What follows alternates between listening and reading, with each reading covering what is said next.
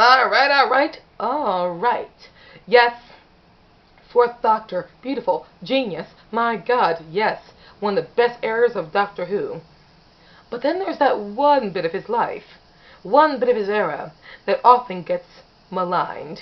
And let's talk about it. Hello guys, welcome, or if you've already seen my channel before, welcome back. I am the Philadelphia Whovian. And as you can see, with this video, it's going to be about that beautiful thing, which is the Fourth Doctor's era of Doctor Who. But it's going to talk about something that's not regarded as being usually as beautiful, and that is the Fourth Doctor's final season. Okay, now when it comes to when I first started watching classic Doctor Who, one thing I was told from the very beginning was how the Fourth Doctor stayed for 1 year too long because his last season was pretty lackluster at best. In fact, the quality had gone down significantly to many people. While I absolutely love the first 6 seasons of the Fourth Doctor's era, I beg to disagree, everyone. I beg to believe that the Fourth Doctor's last season, season 7 of his era, was absolutely phenomenal. It had a lot of good to it. Is it as good as the previous season? You could very much argue it is not.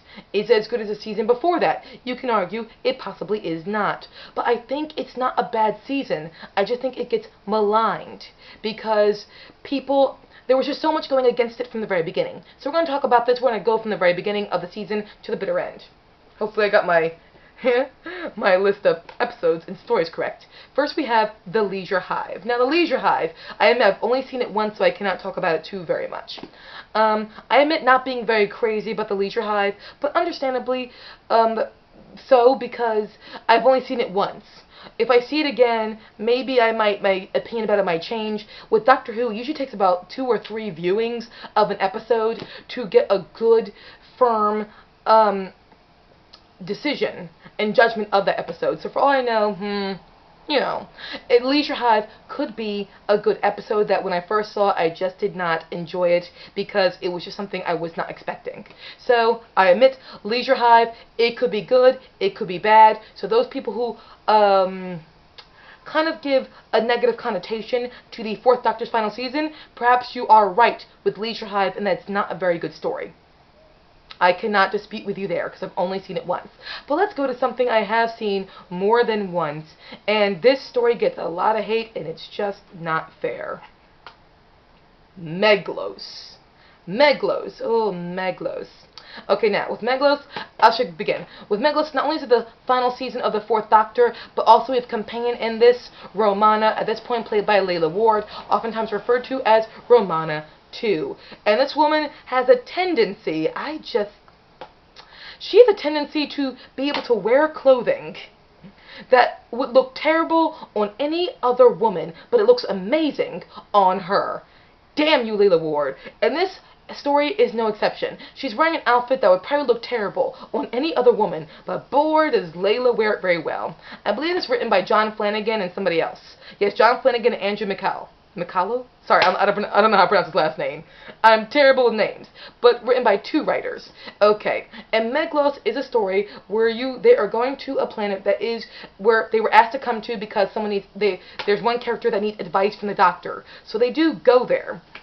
And they are requested to go there, but there's an imposter there who wishes to take this power source from this planet. Now, when I first watched this, it was the very last episode of the Fourth Doctor's era that I did see. However, with Megloss, sorry for the glare. Hey, the glare from the light means it shines as a story.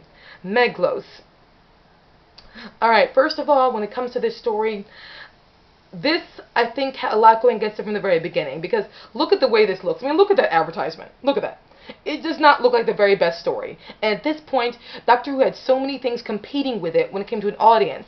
There were other space shows out, and this is the 80s. So now we have got more space travel when it comes to films, that the Fourth Doctor's last season was going to kind of get a knockdown because not only did it feel very tired due to the fact that we have 7 seasons of one Doctor, but also because of the things of the TV shows that were space-oriented and the films that were space-oriented that were competing with Doctor Who. But this story, literally, I remember sitting there watching it myself, and it already had things going against it to begin with because I had no special interest in watching it.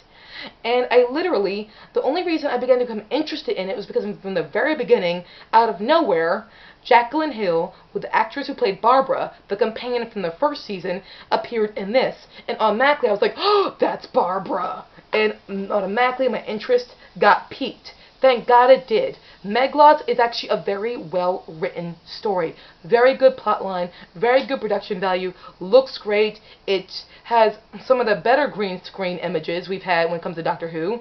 If those of you have seen the story Underworld from the 4th Doctor's previous season, dear God. After that, it's like, oh, I'm sorry if I'm sweating. It's a hot day today. Underworld. But yes, that story with the bad blue screen effects, dear God. Sorry. But so with Megalith, we see a vast improvement there. So with Megalith, this is a story I think deserves more of a look in and to be reevaluated because it actually has more to offer than you think it does. And then next, I believe we have the E-Space trilogy.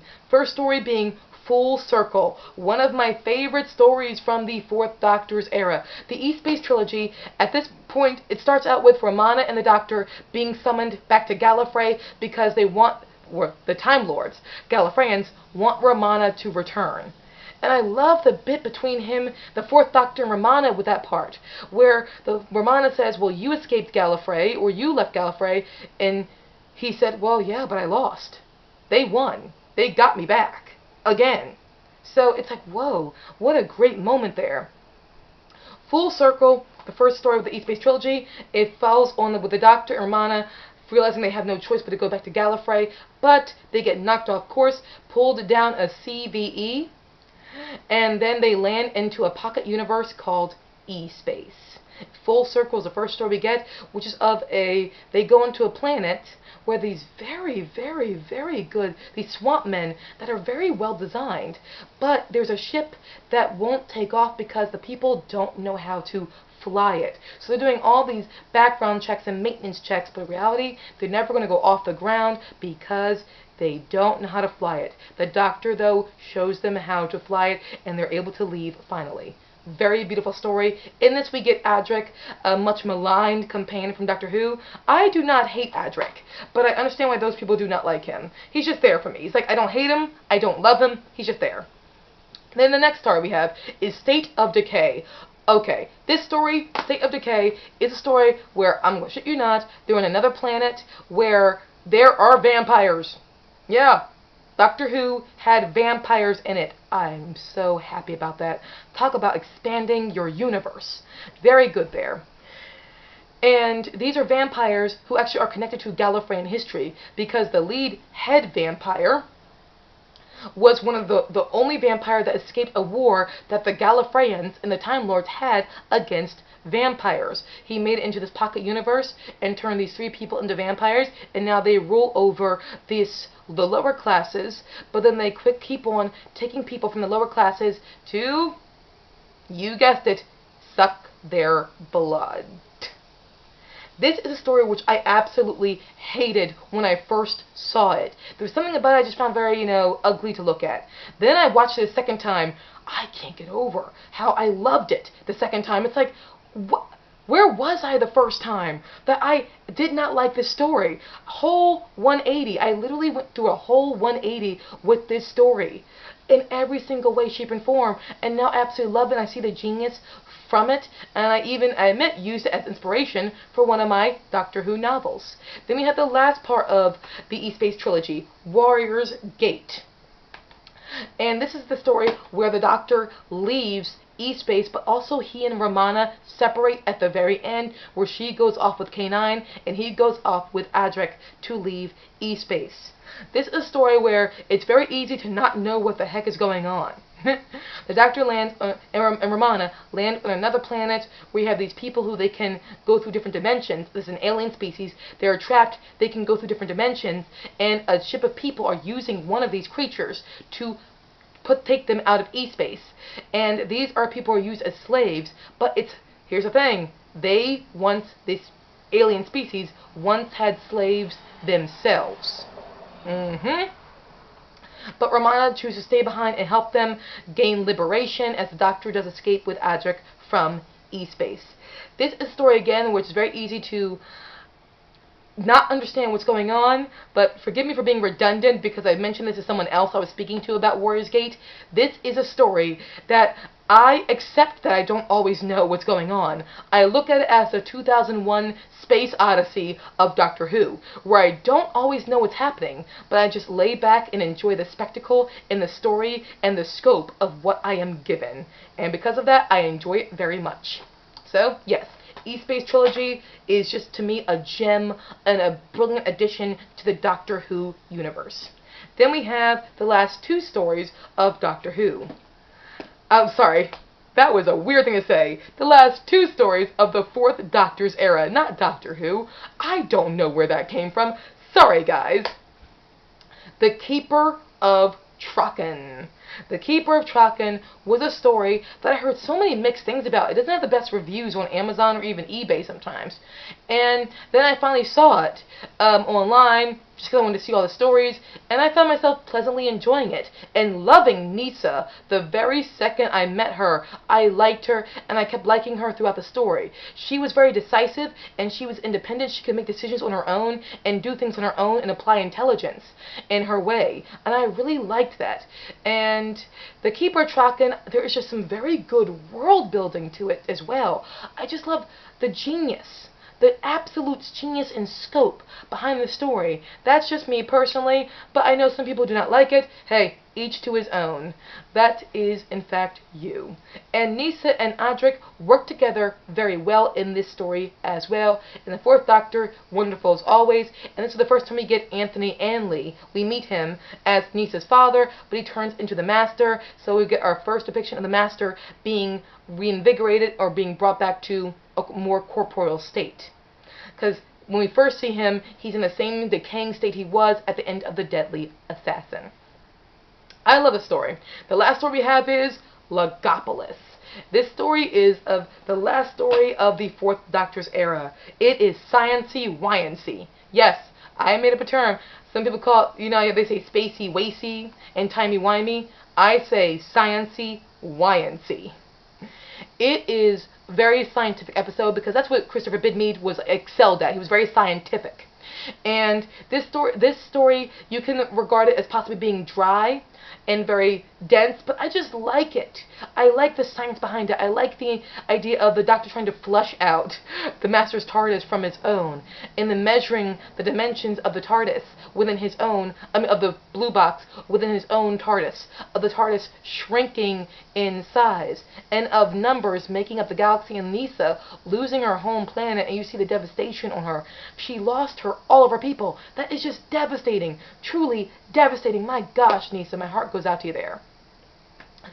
And it just has a lot going for it. I admit, I'm not always that crazy about Tegan in the Fifth Doctor's era. I know many people love her. She's not my favorite companion. I don't hate her, but don't love her either. But I'm fine with her in this story. I overall enjoy her in this story. She, Nyssa, and Adric, I don't have problems really with them. And I know that some people critique Adric's acting style, but he's a teenager. He's a young actor. You know, he was just starting out. And what I also like about Adric is, like Nyssa and Tegan, I understand every word he says. He enunciates very well, which is a very nice thing to have.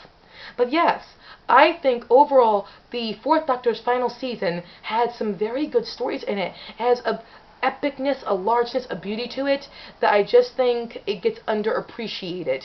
And I know it's not as good as previous seasons of the Fourth Doctor's era, but I'm going to not compare it to other seasons. I'm going to have it stand up on its own. And for me, on its own, to itself, it is enough. And it's very good. A lot of great ideas were rolling around in that season. So guys, have you seen all the stories of the Fourth Doctor's final season? If you have not, it's all good. But if you have, what do you guys think about it? And let me know if I got the order of the episodes completely wrong. Sorry if I did. I have no problem being corrected if I make flaws like that. Because it's like, sometimes when you're doing a video, you accidentally get your facts distorted. But guys, thank you so very much. I love talking about the Fourth Doctor's era, one of my favorite eras of Doctor Who. Do you like talking about it? If you do, don't be afraid to comment below and let me know. Guys, It was nice seeing you again. Peace out.